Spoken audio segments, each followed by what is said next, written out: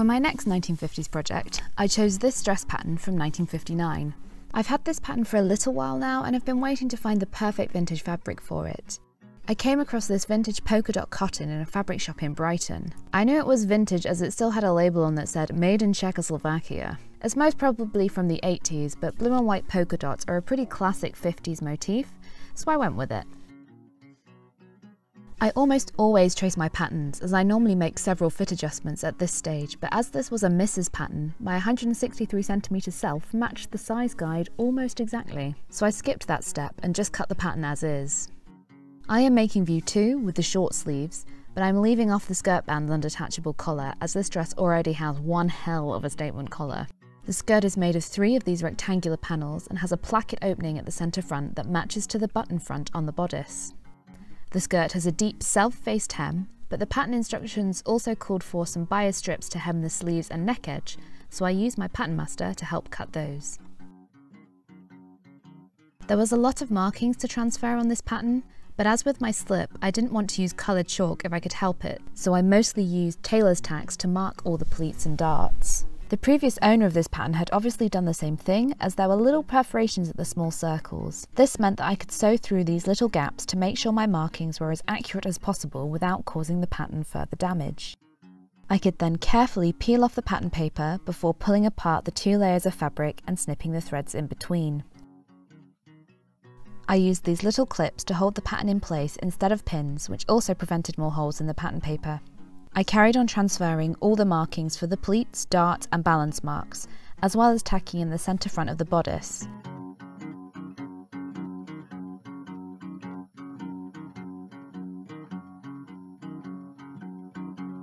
This is really important for garments where the closure has an overlap, as these need to match up exactly for a good fit.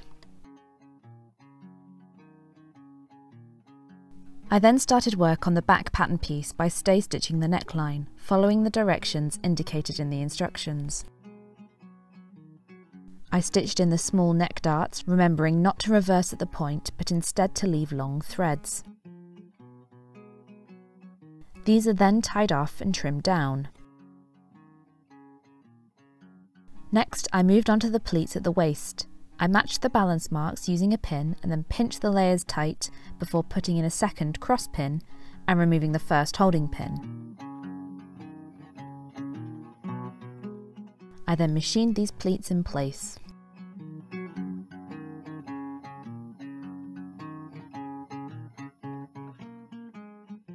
I had a bit of a delay before I could start on the front, as I was waiting for my interfacing to arrive in the post, so I took my government-sanctioned daily exercise to visit the ducklings. Oh, hi cutie pies. Look at you little things. Several days and many distractions later, my interfacing arrived. I had chosen woven non-fusible interfacing for historical accuracy. I cut all the pieces that needed interfacing before returning to the front pieces. I started by turning the front-facing edge under by 1/4 inch or 6mm and pinning in place. I then pinned in place the strip of interfacing that reinforces the centre front and the buttonholes. I took the fronts to the machine and stitched the facing edge under, pivoting at the corner.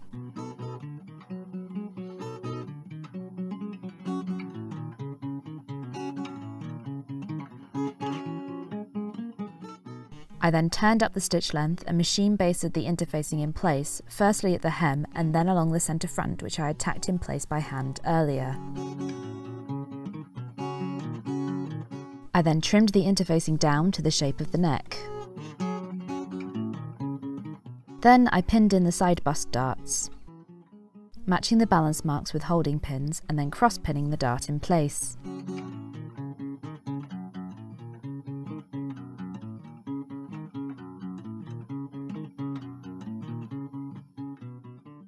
I also pinned in the pleats at the waist in the same way, matching the balance marks before cross-pinning in place.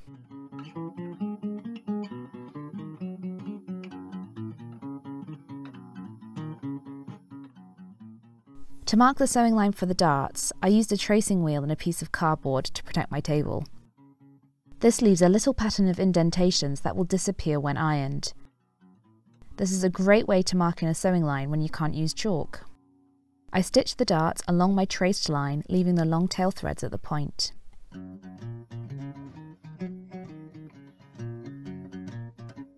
I then stitch in the pleats at the waist, pivoting at the top of the pleat to create a little right angle.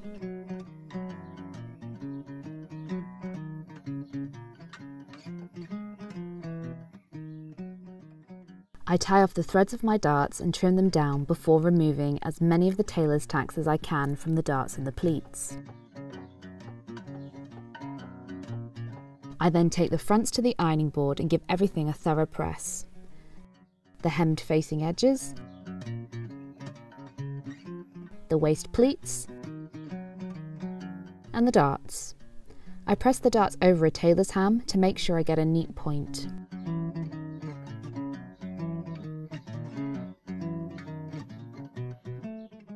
Then I move on to the collar.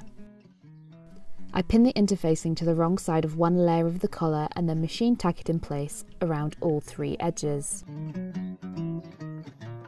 I then trim down the interfacing close to the stitching to reduce bulk. Then with the right sides together, I pin the 2 layers of the collar around the outside edges, that is the edges without balance marks. I then machine them in place, pivoting at the corner for a sharp point.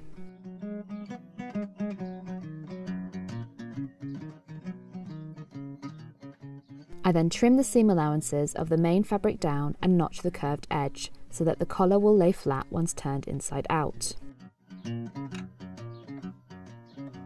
I also trim the corners to reduce bulk and help with that essential sharp point. Then back to the ironing board for a good press. I turn the collar right side out and use my fingernails to crease the seam open before using the steam of the iron to help roll the edge into shape.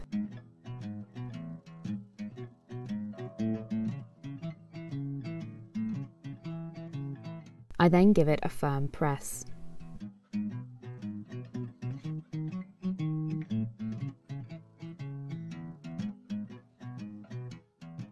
It was at this moment I realised that I'd forgotten to stay stitch the neck edges on the front, so I quickly did that before proceeding with the collar.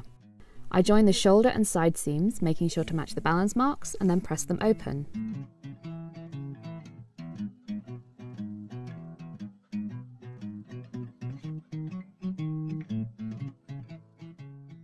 I then overlapped the 2 halves of the collar at the centre back, matching the circles, and then machine tacked them in place, sewing all the way along the open edge of the collar.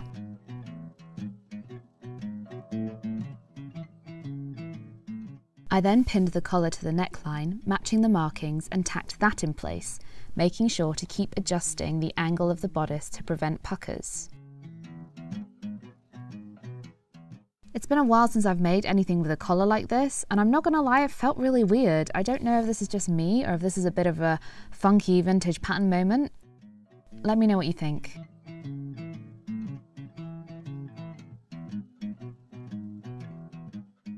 Once the collar was tacked on, I then folded back the front facings with right sides together and tacked those in place. Next, it was time for that bias strip that I had cut earlier. I pressed a fold into one side and matched the fold to the tacked sewing line, overlapping the edges of the facing slightly. I now think that I should have pinned the bias on the other way around because trying to press the other edge under once it was already on was really tricky. But hey, that's a lesson for next time. I then tacked the bias strip in place by hand. This was definitely needed as there were some points in this collar with 9 layers of fabric and it was becoming distorted with the pins. I then finally stitched the whole thing together in one go. This had to be done very slowly with lots of smoothing and adjusting on the way.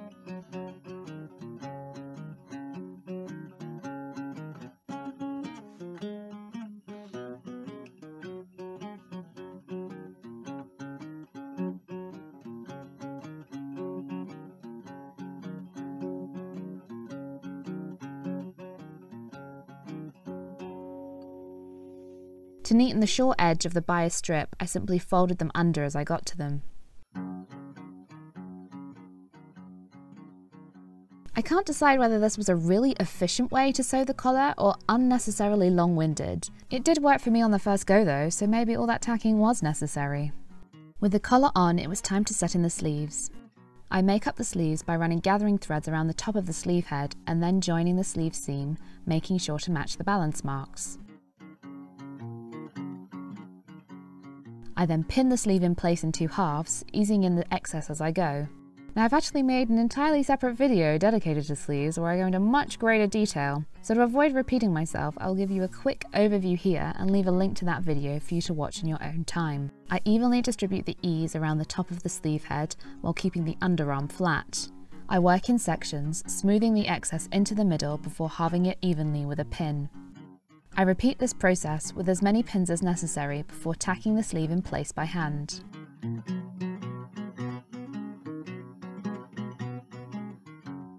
I then machine the sleeve in 2 halves, starting with the underarm and then returning to my starting point and working from the inside of the sleeve.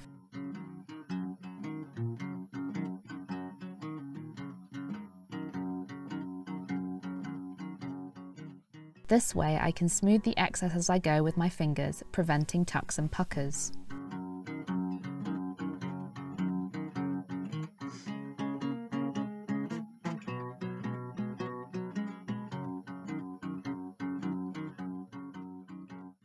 I then hem my sleeve. This probably would have been easier to do before I set it in, but oh well. I pin the bias tape in place, matching the raw edges. Again, I should have pinned the tape on the other way around with the folded edge at the top, but I only realized this would be easier as I was editing this video, so next time. I leave a little excess to neaten the raw edges.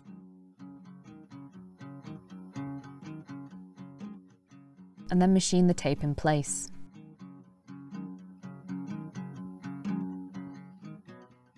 Then, using my sleeve board, I press the bias tape around to the inside of the sleeve.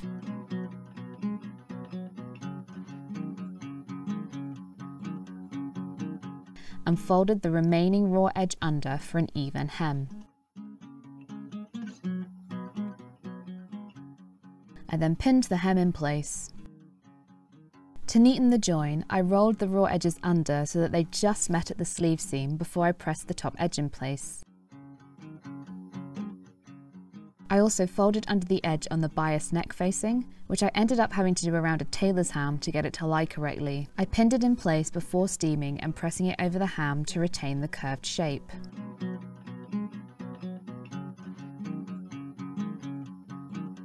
Then I hand stitched the bias facings in place. For the sleeve hems, I used a slip stitch, but for the curved neck facing, I decided to use a herringbone stitch, as I still wasn't sure it would lie completely flat, and that extra bit of movement from a herringbone stitch might cover a few sins. And with that, the bodice part of the dress was ready for a skirt. But this seems like a natural place to take a break, so I'm going to leave that until next time and part 2. If you'd like to see pockets, pleats, plackets, and of course the finished dress, make sure to subscribe so that you don't miss out on that video. Thanks for watching part 1, and I'll see you next time. Welcome back to part 2 of making a vintage dress from 1959. If you missed part 1, in which I made the bodice of the dress, I will add a link on the screen now for you to go and watch that video, as this video will focus on the making of the skirt. Now, this pattern didn't include pockets, so of course I had to improvise some myself. I used a pattern piece for inseam pockets from a different pattern and attached the pockets to the centre of each skirt panel. I used the markings for the centre front skirt opening as a guide. I stitched the pocket pieces on with right sides together and with the bulk of the pocket facing away from the opening. I creased back the seam allowances with my fingers and then cut the skirt panel open between the stitching lines, getting as close to the point at the bottom as I could. I then pulled the pocket sections through to the wrong side to check the stitching.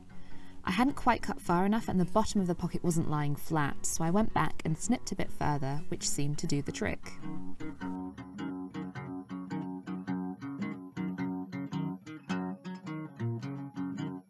I then joined the 2 halves of the pocket back with a French seam. To do this, I pulled the pocket sections back to the right side and then pinned them, wrong sides together, before machining around the edge with a narrow seam allowance. I then notch all the way around the curved edges of the pocket.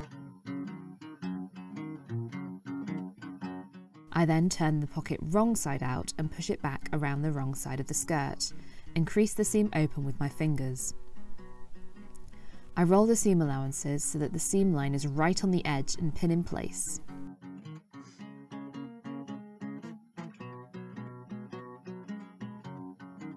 Then the pockets are stitched again, this time with right sides together.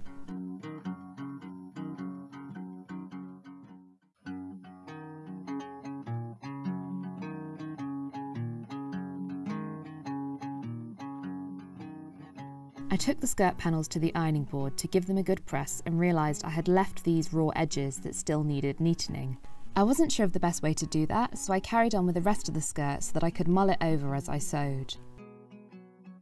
I made some more bias binding to neaten the skirt placket opening and then returned to the pattern instructions for how to sew it. I reinforced my sewing line with a line of machine stitching before cutting the slit open.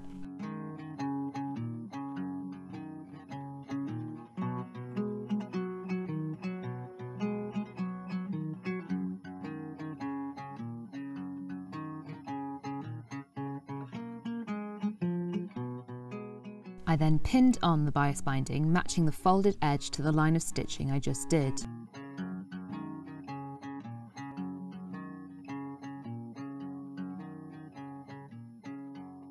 It was quite tricky to manoeuvre the binding around the acute angle of the V-shaped opening.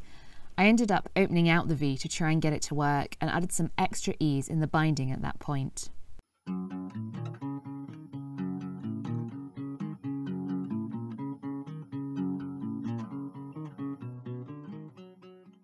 I then carefully machined the facing in place, before folding the binding around to the wrong side of the skirt and hand stitching it in place with a felling stitch.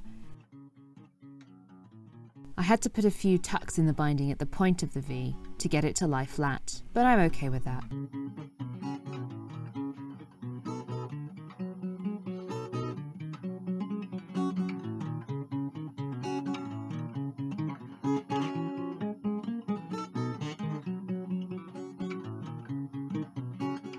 I keep adjusting the binding as I stitch to keep everything nice and neat.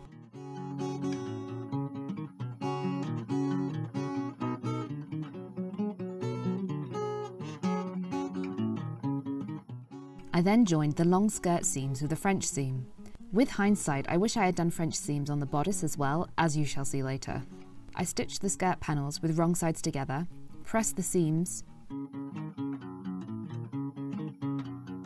before trimming down the seam allowance. I then turned the panels around to be right sides together and pressed the seam allowance from the wrong side. I then did the second line of stitching. Only I didn't trim the seam allowance down enough, so I had to unpick it, trim some more off, and then stitch it again.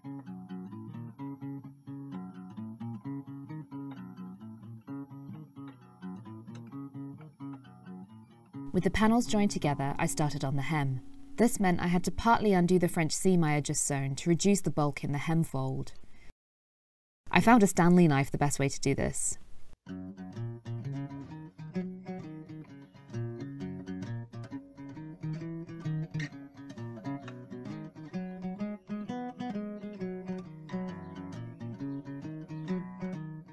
Once partly undone, I could iron the seam open below the hem fold.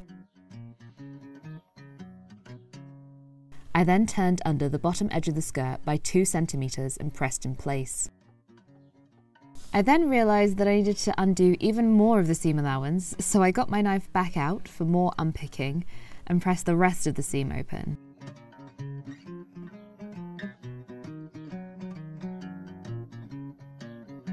I could then measure the skirt to check it was the correct length and pinned and pressed it in place.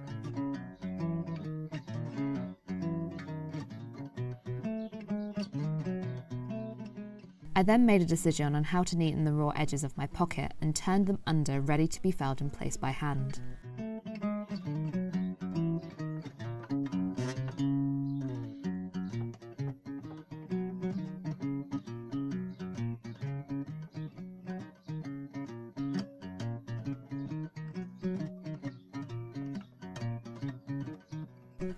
I've been trying to incorporate more couture techniques into my sewing after reading Claire Schaefer's book, so I chose to finish as many seams as possible by hand. I felled the edges of the pockets in place and used a slip stitch to sew the hem of the skirt. As this is such a deep hem, the slip stitch will help to stop the weight of the fabric pulling the hem down.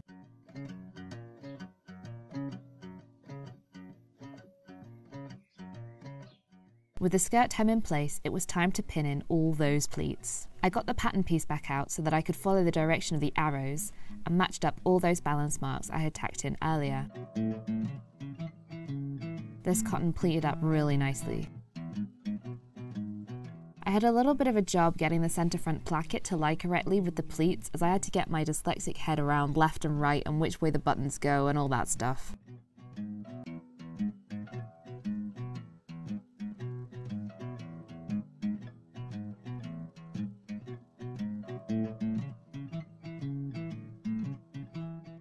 Eventually I got there and then tacked all those pleats in place.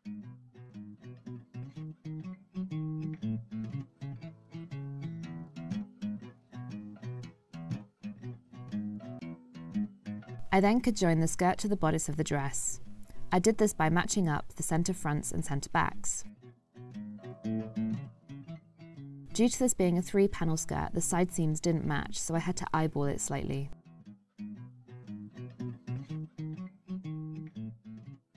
I then machined the two together with the skirt section on top so that I could be sure all those pleats were going to lie nice and flat.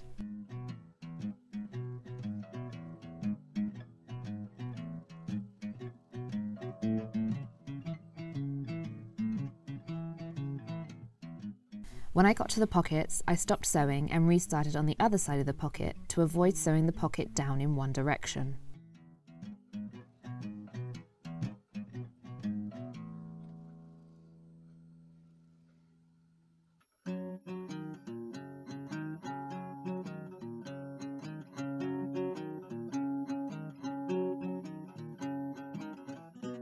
Once joined together, I tried the dress on, only to discover it was too long in the torso. I didn't take my usual 3 centimeters out of the waist length on this pattern, as I had thought that I wouldn't need to because it was a missus pattern, but it was still too long by about 1.5 centimeters. So I unpicked the waist seam and moved up the waist pleats by 1.5 centimeters. Pinning and sewing them in place as before.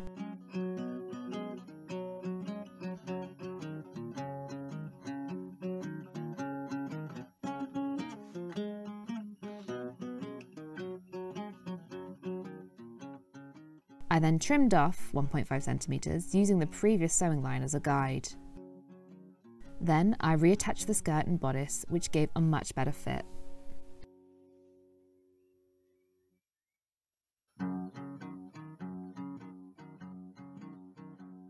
It was then time to move on to all the finishing touches. I used the pattern piece to mark the placement for the buttonholes. I had to adjust this slightly due to my newly shortened bodice.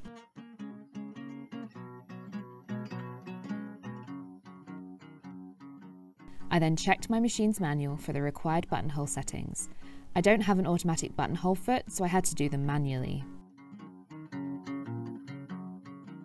I threaded the bobbin through the hole in the arm of the case to create greater tension on the bobbin thread. I then set about making a sample. It's really important to make sure you do a sample through the same layers of fabric as the original to check the tension will be okay. For me, this was 2 layers of cotton and a layer of interfacing. I then measured my buttons and chalked on some guidelines for the buttonhole. Remember to extend the end of the buttonhole a few millimeters past the centre front line so that the 2 edges will meet perfectly. I changed to my manual buttonhole foot and started sewing. I won't go into too much specific detail about buttonholes as every machine is different. Just make sure to make as many samples as necessary until you are happy. Mine turned out pretty perfect on the first try.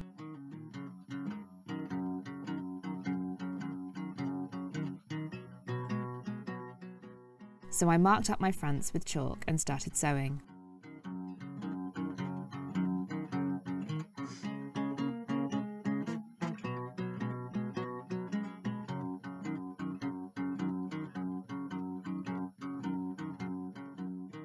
Before cutting my buttonholes open, I used a little fray check on them to stop them going too ragged once cut. It was then time to make a belt.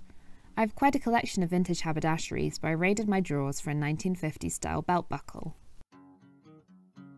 I selected a few from my collection that I thought might work and tried them out against the fabric of the belt. I quickly eliminated several that weren't right and then put the remaining few to a poll on Instagram. This circular blue one won, so I started to make the belt to the correct size. I machine tacked a strip of interfacing to one half of the belt. Then joined the two halves together with right sides together, leaving the short edge open.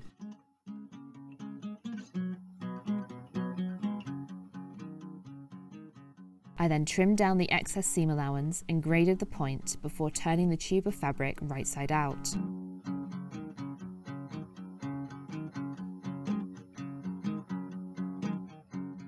I rolled the edges of the seam between my fingers to get a crisp point, before installing the buckle by threading the end through the centre of the buckle, turning the raw edges under and pinning in place.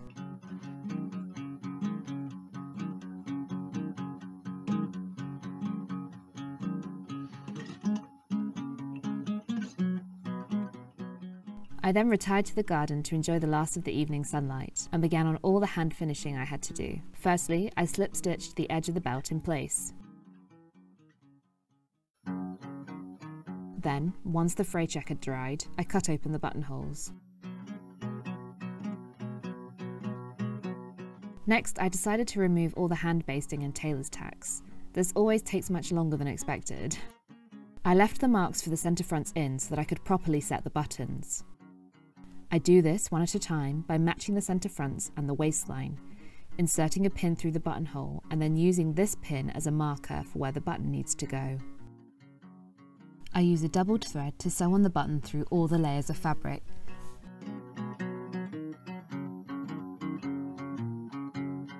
And keep a pin between the fabric and the button so that I don't sew the button on too tightly.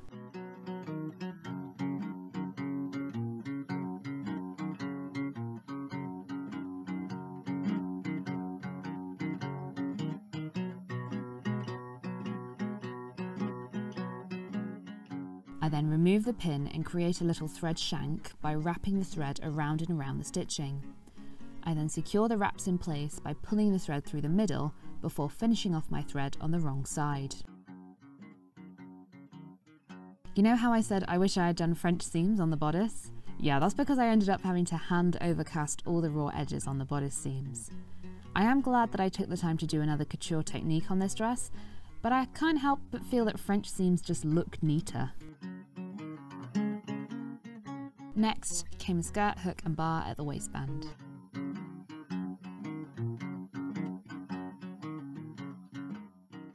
I had hoped to finish the dress that evening, but the light quickly faded and I decided that the last few touches could wait until the morning. Then I added some poppers to the skirt opening. I have a variety of vintage styles and sizes in my collection, but I went for the slightly larger 00 size. In my experience, vintage poppers are of such a superior quality to modern ones, which have rough edges and wear through the threads after a couple of wears, that I only use vintage ones these days. There is a lot of debate about which way is the right way around to sew on snap fasteners, but I usually alternate mine, which makes it a lot harder to do them up wrong.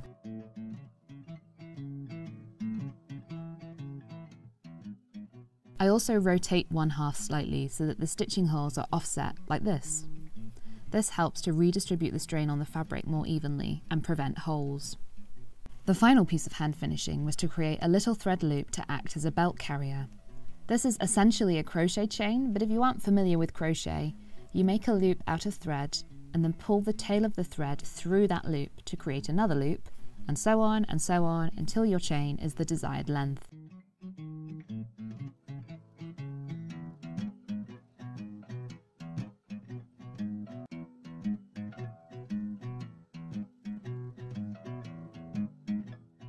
Then, pass the needle through the final loop and sew the chain in place. Make sure it's not too tight, otherwise you won't be able to fit the belt through.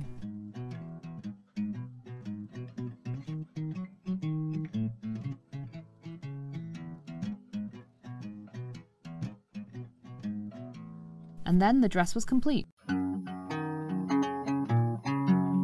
Time to get dressed. As this dress was white, it was a bit see-through, and so I wore my 1950s slip underneath it.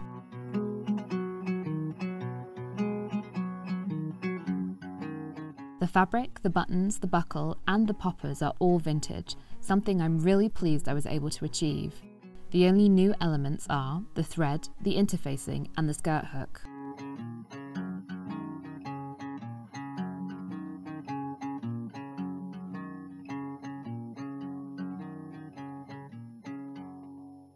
All in all, I think it turned out pretty great.